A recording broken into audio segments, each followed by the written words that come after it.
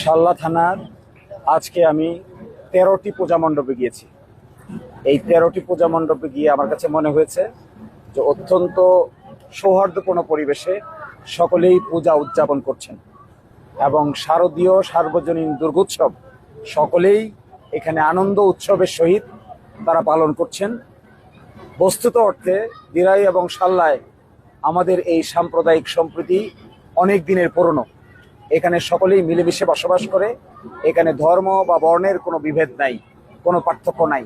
একজন আরেকজনের সাথে বন্ধুত্বপূর্ণ পরিবেশে এখানে ধর্মকর্ম উদযাপন করা হয়। আমি আশা করব দিরাই শাল্লার মতো বাংলাদেশের অন্যান্য জায়গায় যেন একই রকমভাবে সৌহার্দ্যপূর্ণ পরিবেশে সাম্প্রদায়িক সম্প্রীতি বজায় রেখে সকলেই পূজা উদযাপন করতে পারে। তাদের এই জন্য আমি বাংলাদেশের সকল মানুষকে আহ্বান জানাই। একই সাথে আমি মনে করি আইন শৃঙ্খলা পরিস্থিতির সঙ্গে জড়িত যে সমস্ত ব্যক্তিবর্গ আছেন তাদের উচিত হবে এখানে যেন কোনোভাবেই কোনো ধরনের সামান্য পরিমাণ সন্দেহ কারোর ভিতরে জাগ্রত না হয়। এই জন্য সার্বক্ষণিক সিকিউরিটি এবং নিরাপত্তা ব্যবস্থা প্রচলিত করা।